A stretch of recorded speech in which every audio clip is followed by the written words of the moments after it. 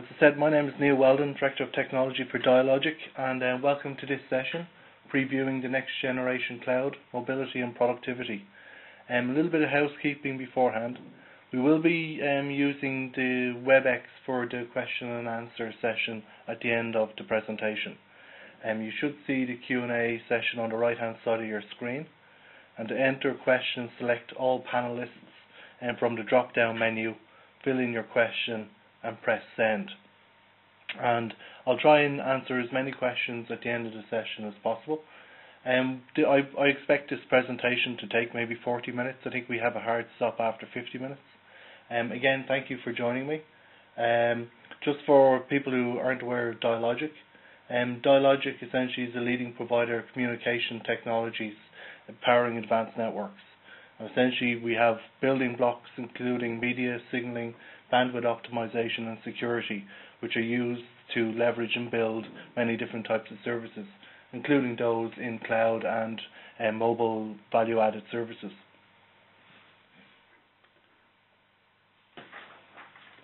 In this presentation, what I want to do is I want to try and give you a feel for what's actually going on in terms of the mobile world, how we're seeing this huge explosion in terms of the data, and we're seeing increasing bandwidth availability through new different network types and HSPA and LTE, and the marrying of that together with what's happening in terms of the deployment of services and capabilities in cloud environments.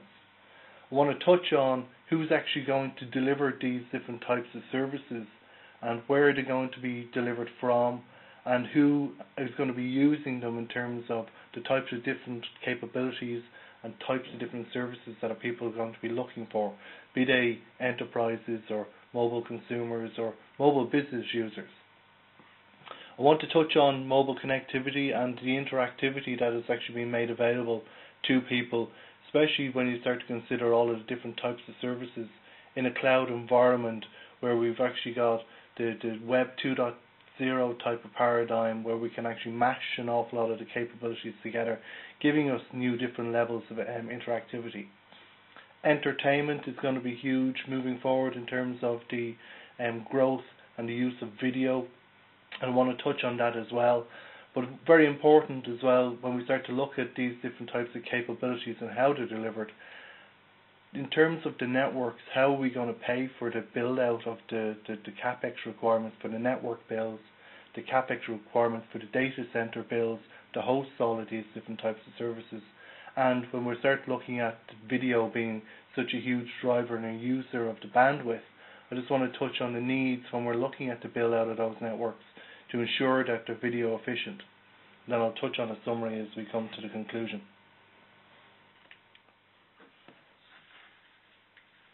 LTE is coming down at us very fast, and we're seeing more and more reports of different operators going and deploying LTE. And what it actually gives us is an extra level of bandwidth capability above and beyond HSPA plus that people are using at the moment. And this bandwidth essentially is there and allows people to use it for connecting broadband connectivity. But essentially it's one of these scenarios, the more bandwidth you make available to people, the more they'll actually use it. But in terms of what is it that the expectation of the data usage as it grows and grows, what is it going to be used on? And when we start to look at the slide here, especially when we start looking at some of the Cisco numbers in terms of the mobile video, is expected to be a huge part of the data being used going across the broadband connections on our mobile networks. This is going to be followed then from web data, person to person, gaming and voice over IP. All of these different types of capabilities are things that are coming down and people are starting to use more and more of. But seeing such a huge figure and an expectation in around video going over mobile networks gives us a reason to actually think and be very careful as to how we actually try and to manage all of this data as it moves forward in terms of the new different types of services.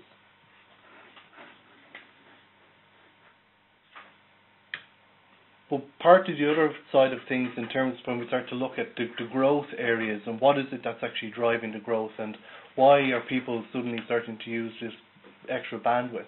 Well, more and more people are subscribed to mobile services and the smartphones and people having the smartphones, the increase in that gives people the ability to use all of these extra bandwidth capabilities. And when we start to look at the bandwidth side of things being made available to people, and like sort of that little chart there tries to give you an idea in terms of the decrease in the terms of the latency that's going on, and the increase in terms of the bandwidth is being made available to people as we progress down the line and add all of these different type of technologies. And if you start to look at it, I know it's quite small, but you'll actually see your HSPA type of technologies moving down towards your LTE, giving you extra bandwidth capability. But as well as that, we've got people using the mobile devices more and more for the social networking and their applications. And their applications are becoming more and more intricate. It's not just looking at and accessing one particular service. Now people are starting to look at streaming down on video, if it's just looking at sort of YouTube and snacking on video that way, or streaming down from your TV stations or from other content providers and catching up on the programs that maybe you've missed before. Or we start to look at the more person-to-person video calls, and when we start looking at SMS and video SMS and voice SMS, all of these things start to build up and use more and more bandwidth. But as well as that, we've got the competition side of things, which actually drives people more to have more availability of these services because they're becoming cheaper. And because to retain customers, we've got the operators who are turning around and giving away more capability. It's not necessarily sustainable in the long term because somehow the revenue needs to be brought in and the ARPU needs to be kept at a level that the operators can drive the money down into the build out of the networks. But having that competition makes it affordable and gets extra services and capabilities for people. But when we start to look at how we're actually delivering and rolling out the services that we are, and when I start talking about services, I'm talking about mobile value-added services. And historically, we may have been mobile value-added services in a voice world might have been caller ID. And then on the mobile side of things, SMS is the big mobile value-added service that people have been using. And we're moving on above and beyond that as we start to look at, I mentioned video SMS and voice SMS and colour ringback tones. All of these sort of things give the operator extra opportunity to layer an extra charge to drive up the ARPU. But when we start looking at the network that is delivering them and the capabilities that are delivering them, we've seen an evolution on how we're actually putting the services together. Cloud is just an evolution from where we've been. Mainframes to client-server computing to grid computing, and now into the collaborative computing, where we've got all of these opportunities for us to be able to meet on a virtual meeting room, for me to give you this presentation. It's one step in that direction. But when we start to look at cloud and the scalability and the flexibility that it actually gives, above and beyond the previous incarnations of these different types of technology, we start to have a situation where we can drive better value from the capex that's actually there with the lower latency because we've got better communication links between all of the different systems. The scalability to allow services to expand and contract or be elastic, if you will, and to be used then and to be grown at peak times and shrunk then when they're not necessary. This all comes and gives us the extra ability of cloud to deliver the services an awful lot better than we have been doing them up to this point. And back to sort of looking at the cloud in terms of the benefits, the cost savings, capex savings and lower startup costs. This is very much for the person who's using and availing of the capabilities in the cloud. Somebody at some point needs to build out the cloud and needs to spend the money for that capex. But when you start to look at the value chain from the mobile user or the enterprise who's using a service which is being delivered by an operator, it's not necessarily that operator is the one who's actually built out that service. They may, or built out the capex side of it, they may be hiring that capability from somebody like Rackspace or Amazon or whatever. So it's not necessary for them to deliver a service to you to actually have that full capex build out. And it might be that they do and their intention is to do so, but they can use third-party capabilities to supplement their own as they go along. And we've got a number of situations ourselves with customers who are deploying in cloud environments and such, but they're not necessarily building everything out themselves, and they're using and they're supplementing their requirements with these sort of capabilities elsewhere. I've mentioned the scalability and flexibility of the cloud. It allows companies who are using these cloud capabilities to grow without having that extra build out for the services to be sized right for that particular time so they can be expanded and contracted. Reliability in terms of redundant systems and sites is much easier when we start looking at cloud environments. And if you're working with a cloud service provider, these are the sort of things that you'd tie up and you'd organise in terms of the SLAs that you'd have set up with them. And in terms of maintenance, this is all part and parcel of the cloud service that you're actually getting access to. Just to touch on some of the challenges, security and privacy are very important to point out.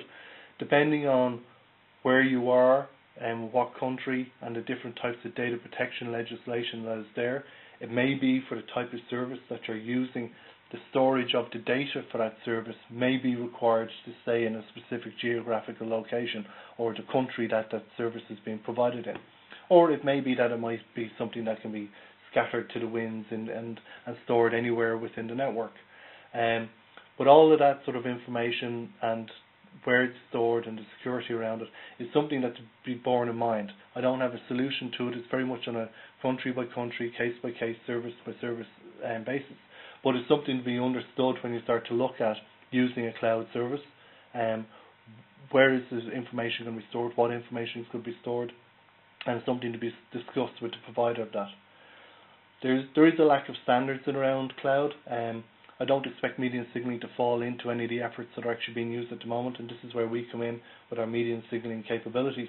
But we will see standards in around cloud and some drive around IETF at the moment to sort of push some of those things forward. So hopefully we'll have an easier deployment environment for new services moving forward.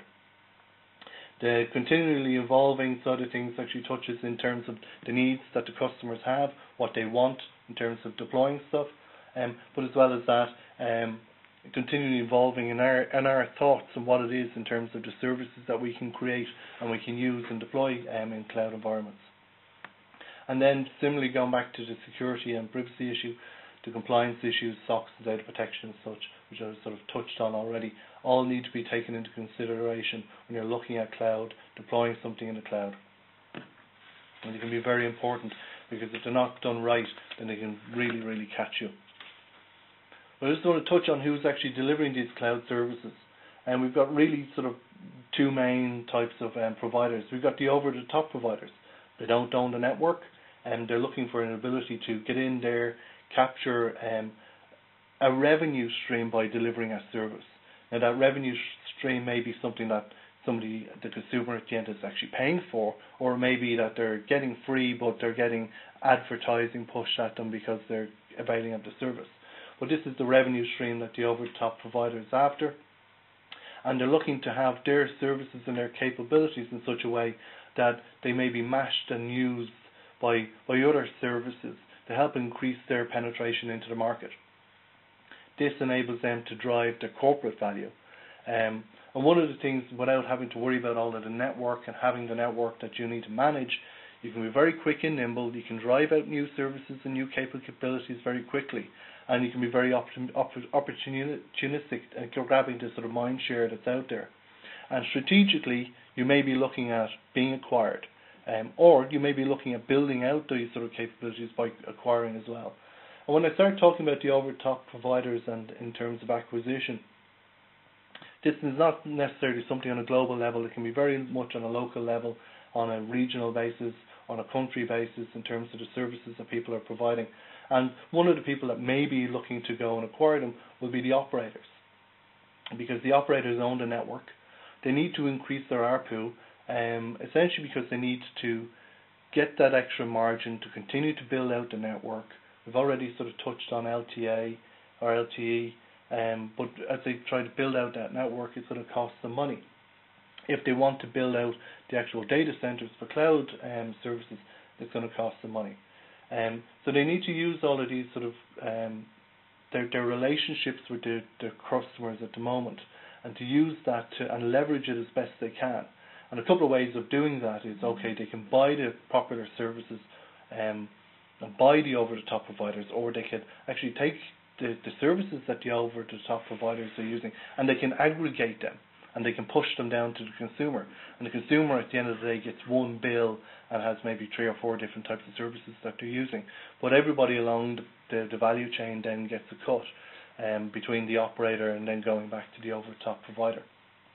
But the operators at the moment are really sort of fighting so they don't become that sort of bit pipe where they're just providing the bit pipe, but everybody else is delivering the extra value add and money generating services on top of. So where it all falls out at the end of the day and who essentially wins, it's going to be difficult to understand. But the operators need to become more nimble and quicker, and to actually jump at the opportunities of getting access to services they can push down to the consumers to maintain that relationship to be the provider of choice. But who's using all of these services? And I know very much that this session is tied up around mobility, but I would have been remiss if I hadn't touched on enterprises. Because when we start to look at enterprises or mobile users, we're seeing more and more of a blur. And the blur is enabled because we're pushing the services out in the cloud. It's being enabled because we don't care where the person is accessing them from. Is it from within an enterprise, or is it on the road? So it would have been remiss, as I said, to not touch out on the enterprise side of things. But the enterprises, they need to move from this CapEx model themselves. Rather than having on-premise PBXs, for example, and equipment, they want to move to an OpEx model. It helps them manage their costs, and it helps them, as they move forward, to get this scalability that they need to pay for what it is they use. And if they have an opportunity for growth, that then they can actually grow with the service in the cloud, rather than having to then go out and do a build out of new capital equipment and new capabilities. They can reduce their own headcount because they don't have the system maintenance and provisioning and that sort of stuff they would normally have internally, and they can cover all the backup and redundancy stuff that they would normally have to try and build out within their organization, and they can do that in terms of SLAs with the provider. And all a part of this, maybe that the service that the enterprise is using is and availing of is not out there in the cloud, but is being accessed naturally by those within the office and those on the road as well. And the cloud services allow for enterprises, they can turn out and throw out new capabilities an awful lot faster. If I have a cloud provider who has new capabilities, I can decide to say, yes, I want them, no, I don't want them. And I don't have to worry about trying to provision each of them. And as we start to look at sort of capabilities in terms of voice and video, in terms of communications, these are sort of things that people can say, yes, actually I want now to add HD voice capabilities, I want to add video capabilities into my communications, or I want to add them for a subset of people. And this is going to be an awful lot easier for the enterprise if they're not the ones who have to manage and roll out all of the equipment and the services themselves. And having all of this sort of capability and all of the services sitting in the cloud allows the situation where people have all of the services and they can be mashable and interlinked an awful lot easier.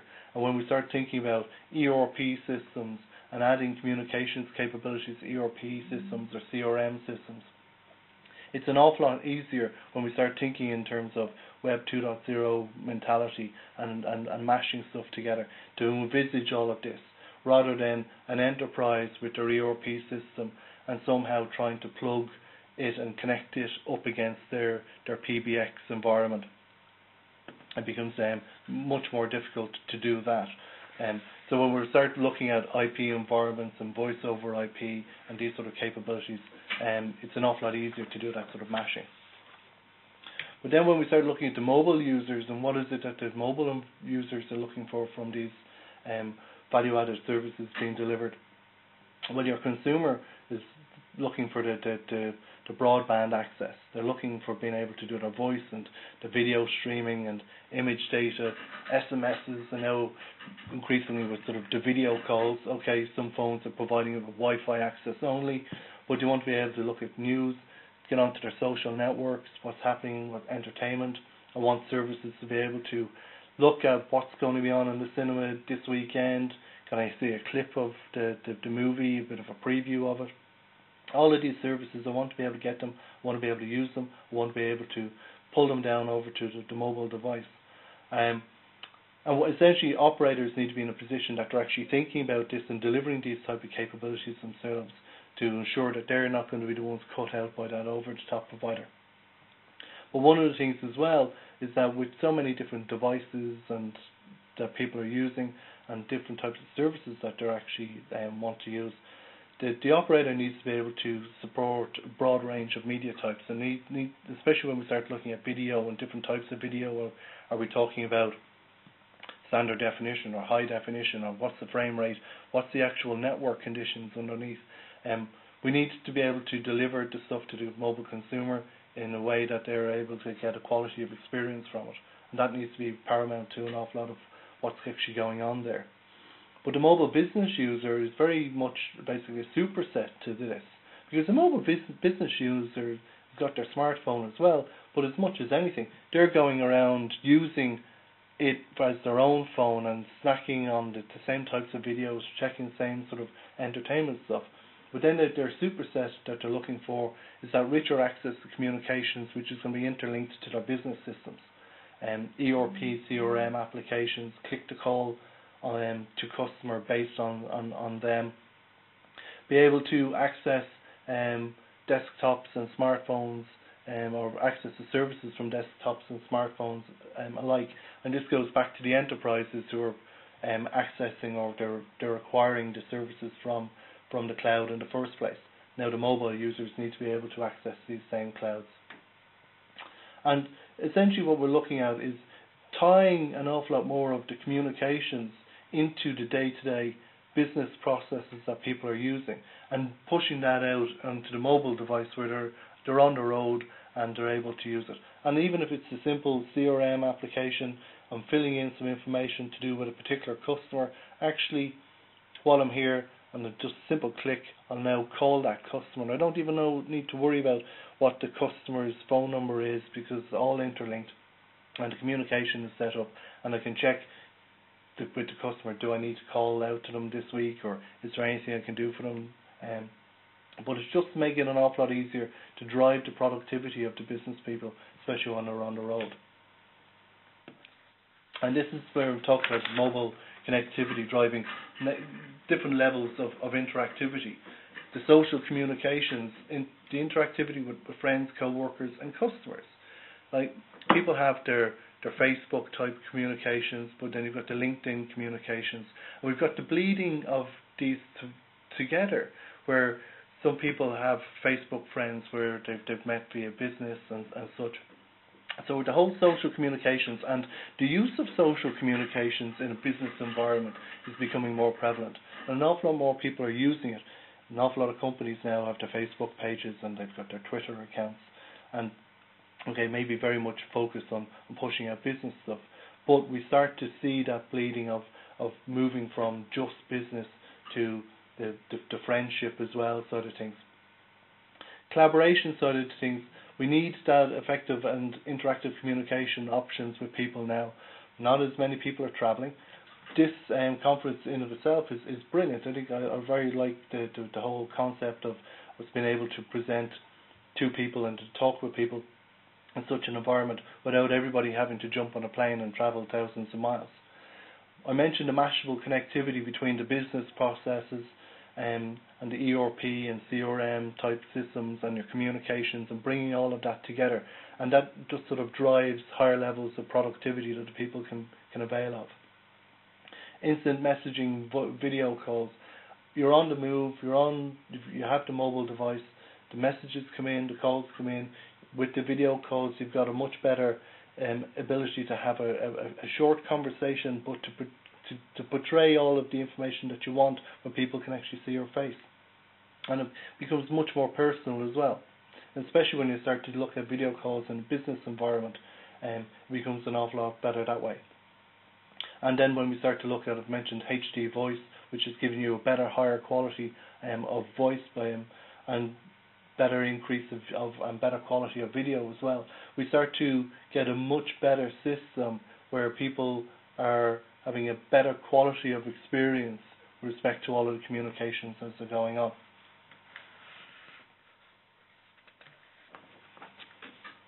As a resulting in better responsiveness and productivity. And this is all more efficiently delivered through cloud environments. And having them in cloud environments, and the fact that they're sitting there and can be accessed from multiple different directions, through interfaces generally, that is very easy to allow the blending of multiple different services together. I think that's where we're driving everything at the moment. I just want to sort of touch on this sort of a quick idea of what's actually going on today with an enterprise which historically might have had the PBX and call center capability and the and the fax and various different applications. And now we're seeing that all of these sort of things are being pushed up into the cloud environment. When we have our mobile users who are on the road, and they need to be able accessing these as well. So it's not just the enterprise using these services, the mobile users are accessing them too. But as well as that, we can't be remiss and forget that there's some services that an enterprise will want to keep internally, but they become built out internally more efficiently in a cloud. And when it's internal, we call it a private cloud. But as well as that, you're going to find that the mobile users needing to access back into the enterprise to get access to those capabilities. And the mobile to the enterprise and mobile to the over-the-top provider, because if we can start to consider that that enterprise is an over-the-top provider which our mobile user is accessing for a service which isn't on the actual network, they can be considered as somewhat equivalent in terms of looking at the flow of the data through the network. As well as that, we're actually seeing a huge growth in the entertainment side of things. Content creators see mobile as a new area. It's a new way for them to push their product out in terms of people snacking on video, watching news, events, programs and education. These are all the sort of things that would traditionally been pushing out or watching on TV, and then we start to see that we can watch some of these on the internet. Now people are starting to look at these programs on their mobile phones. Smartphones and the pads are giving us the blur of the personal business needs. I think I mentioned earlier where we have your business users doing everything that your standard mobile consumer would use. But what we're seeing is that the capabilities and the screens for the devices are getting better and better. We're getting higher definition screens. It's becoming an awful lot easier for people to actually watch better quality picture on their mobile devices. Now, your IT departments, in terms of the connectivity and security, it can be a nightmare for them. People want these devices, they want to give them devices, they want to get all of this extra productivity capability, but on the flip side of it, they have to understand it's not necessarily always going to be used in a business environment. And cloud-based deployment of video services help deal with the different types of markets and technologies and devices. So all of these different types of devices that keep coming out and with different sort of operating systems on them and different technologies and what type of video, is it flash, is it going to be HTML5 based, H.264, what sort of frame rate, all of these sort of things for what device. Having it all in the cloud, it enables you then, especially in a mobile environment, to make the determination of what is the remote device and to be able to adapt the video stream to suit that particular type of device. So we're going to have to see the sort of transcoding and transrating to fit. The DRM, the digital rights management, is always going to be a big issue. Because people, the content creators and owners, want to manage their content to make sure that people who are getting it have a right to get it and have paid for it. And at the same time, we're having all of these sort of quick changes in the technology devices. So the whole video side of things and the management and the deployment of these sort of capabilities to deal with all of these sort of changes, the devices, the technologies and stuff, it's going to be quite specialised. And there's already specialised equipment and capabilities out there to be able to do that, to plug into the network, to make those sort of determinations so that the video, when it's delivered on the device, is going to be fit for purpose, essentially, to be viewed on that device. I think I touched on the need for paying for the actual network, and as we continue with the network rollouts, and look, I mentioned LTE again, but as well as that, you have to start thinking about the rollout of the data centers where all the cloud services are being hosted. A lot of the flat rate stuff doesn't give the necessary ARPU, because you actually have the situation where the build out is needed to manage the big broadband explosion and the data explosion that's going on, but the actual revenue, if it's not increasing to cover the need for that capex build out, then the operator is going to be in difficulty. And then essentially, when you start looking at different types of connections coming into the network, the flat rate side of things will work for, say, machine-to-machine deployments and volume sort of standard deployments. But when we start to look at the capabilities that people want now, in terms of the streaming of the high-definition video and voice and things like that, it's going to be very difficult. So the operator needs to look at scaling back the amount of data that's going on, or making that data pay better. And to make it pay better would be, some people will pay extra to have a better SLA on particular applications or on particular types of streaming of data. For example, a business user may be willing to pay an extra $10 a month to get specific and good high quality latency and low latency access to a broad range of business applications where your standard consumer wouldn't. The standard consumer may be willing to accept advertising in terms of video that they're actually pulling down, is it pre or post roll or overlay, or there might be prioritization going on, that the business user or the person who is paying more for the services will be prioritized higher. So if you've got a congestion situation on the network, the ones who have paid for the better service, it will be the ones who will get the better service. So there's multiple different ways which are starting to roll out across operators at the moment. So operators can actually move from the flat rate side of things to more tiered pricing based on the service and the quality of service that people are actually looking for. And that money then can be used to help them plow back in to deliver on the network build out as needed. Essentially, people will need to pay for the particular service that they're looking for. But going back in terms of our network and what we're looking at, we've got our mobile users and our consumers and our enterprises all availing of these services that are built out in the cloud, and video is going to be a huge part of it. The networks that are delivering all of these need to be very efficient in terms of the delivery of the video. Depending on the congestion on the network, you may need to scale back on the quality of the video, so there's still a level of quality of experience to the consumer at the end. So they may need to adapt the frame rate or the quality. They may need to adapt the media stream for the device and such. I think between your Androids and your IP or your iPhones, based on the screen size, the resolution capability of the device, and basically what people are paying for in terms of the level of service. All of these need to be taken into consideration when we're looking at a video stream and we're adapting it so we can deliver it to the far side. And as I said back again, that quality of experience is going to be very important, especially if you're monetizing some of this through advertising. Somebody doesn't want their advert associated with a video stream that is of bad quality. So the more that you can ensure that there's good quality video stream that is getting to the consumer, the more that you can get better return in terms of advertising associated with that video. And all of these sort of capabilities are not something that we should be looking at and building out piecemeal. We need, as the whole network is evolving and the networks are being changed, we need to think okay, what is it we need to do with this data stream, and to build it in as part of the network capability from day one to ensure that we're actually delivering the high level of services that people are looking for. And then I just want to sort of touch on the summary.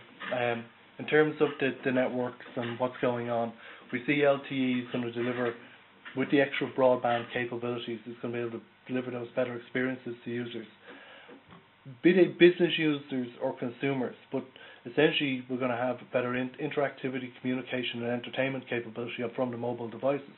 But all of these services are going to be delivered in a cloud environment where we can have the mashable situation and the bringing together of multiple different types of services. The delivery of these different types of clouds, and who is it that's actually going to build them out and push them out, it still remains to be seen. It's going to be a combination of over-the-top providers and operators, but the operators need to start moving a little bit faster, and maybe, as mentioned, aggregating some of the services, be it their own and some from other providers like these over-the-top providers, aggregating them to push them down to maintain that special relationship that they actually have with the consumer at the end. And be it if it's simply that I only have one bill that comes to me for all of the services that I want, it's much easier for me to manage. That may be the way for them to go. Or, that I mentioned earlier, they may be in a situation that they acquire some of the over-the-top providers to supplement the services and to be faster at delivering some of the services and capabilities themselves. The ARPU side of things need to be tackled with the different billing models to make sure that the money is there to build out on the networks and on the data centers and to deliver on the cloud environments. But as I mentioned earlier, it's not necessarily that the operator or even the over-the-top providers who are delivering the services from a cloud, they may not necessarily be the ones who are actually building that data center out. It may be that they are renting the capability from people like Amazon or Rackspace or similar.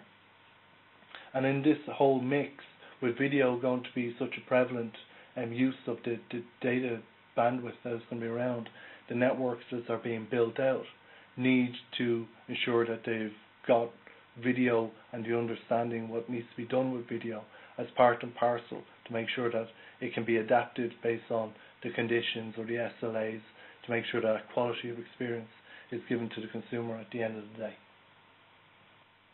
Well, that's it for my presentation. I much appreciate your time. We do have time at the moment. I think we have about 10 minutes. So if anybody has any questions, I'll be willing to take them. And thank you for your attention.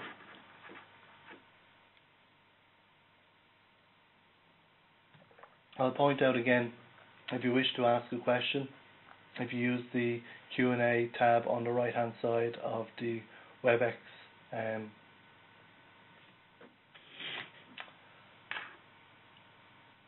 Q&A, and if you pull it down, I believe you send it to all participants or all panelists, and you can do that.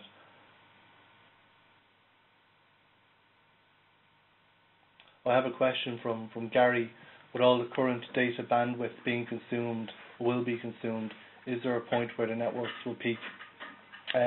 Yeah, interesting. It's one of these sort of situations, like we ourselves in Dialogic have capabilities to provide optimization, especially for sort of backhaul, mobile backhaul optimization products, which are becoming more and more useful. This allows then the actual available bandwidth to be used, especially on the backhaul side of things, for more services and more consumers at the end of the line. But in terms of there are two arguments here. There's this one group of people who will tell you we are going to hit a peak, and similar to the oil peak, where it's all going to fall off a cliff. And there's others that actually, as we progress along, we're using more and more services, and we're seeing more and more rollout of LTE and other different types of capabilities. We are going to have a drive towards more optimization as well, and that we're going to, our increase of our bandwidth is going to hit a plateau point. That would be where I would put myself more, that we're going to increase in terms of the bandwidth. We are going to expand out and use an awful lot of bandwidth. But as you turn around and you start pushing back on people and they have to pay for the access and the capabilities and the bandwidth that they actually want to use, what you'll actually find is that some people who are using bandwidth today may scale back on their usage because, well, it's not something that's really needed for them. I hope I've answered your question, Gary. Oh, sorry, Charles, you've got TLA, LTE, long-term evolution is essentially what TLA, with TLA for LTE is. And it's essentially when we start, I suppose some people call it 4G, but if you look at the GSMA and the all the standards and stuff that's coming out of there, that's essentially where we're looking at. LTE is very much tied up initially in around the data side of things, and now we've got new standards coming on for doing voice over LTE and various different things. So LTE essentially is going to be the encompassing delivery of an awful lot of services moving forward. I've got Louis has questioned, what is the role of the value-added partners in this battle, like VARs, system integrators and such? An awful lot of capabilities that people are looking for, be they over-top providers or operators and such, they're not necessarily going to build everything out themselves. Like Dialogic ourselves, we work with an awful lot of VARs and system integrators and partners, and our expectation is that we will continue to do an awful lot of our business with these people to take the capabilities that are needed in terms of the media, the signaling, and the building blocks that we can provide, with the video transcoding and transrating, the HD audio, all of these sort of things. They can take all of these and use them to then build the capability and the service, which is then going to be used and pushed out by the cloud providers. So it's still extremely important. They're not going to disappear. I think they continue to work in the same sort of environment, but they're just selling then, rather than selling something to an enterprise where they may have sold a system to an enterprise. They need to start thinking about that system being deployed in the cloud. It needs to be able to avail of that cloud capability to be able to be used by multiple companies and by many more people, so we start looking at much higher densities. And when we start talking ourselves, like we do work with enterprises, and we have products which are some of our gateways would do, say, TDM to IP and vice versa. We also have these sort of capabilities where we start looking in the cloud environment. The higher density ones are the ones that we start looking at there. So it's a change in the mindset. It's a change of who you're actually selling to. The enterprise is looking to get the capability from the cloud service provider. So the VARs and system integrators need to start looking at delivering and servicing the cloud service provider as well as the enterprise. So it's a change in the model. And when we start talking about enterprise and service provider, where traditionally we would have broken down some of our business areas like that, we're actually seeing a big blur. Like, there isn't a service provider or an enterprise. There is the delivery of services to enterprises from service providers, but it's equivalent that some of those that can actually be put into the enterprise as well. So it's a big blur, but it's a change in my mind from who you're actually addressing. I hope that's helped.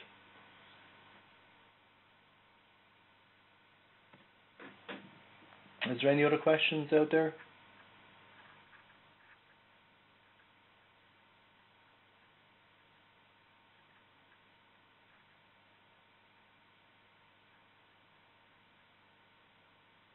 Okay, well, if there's no further questions, I just will again say thank you very much indeed for taking the time to listen to my presentation. Much appreciated. I am willing to talk to anybody who wishes to privately later on. I'll be honest with you, I'll be taking 1 or 2 days off, but if next week somebody wants to contact me, Neil, that's Neil .Weldon, WELDON @dialogic.com. Again, that's Neil .Weldon, WELDON @dialogic.com. I'll be more than happy to discuss some of these and have further discussions in around it, if you wish. But again, thank you for your attention, and I appreciate everybody joining.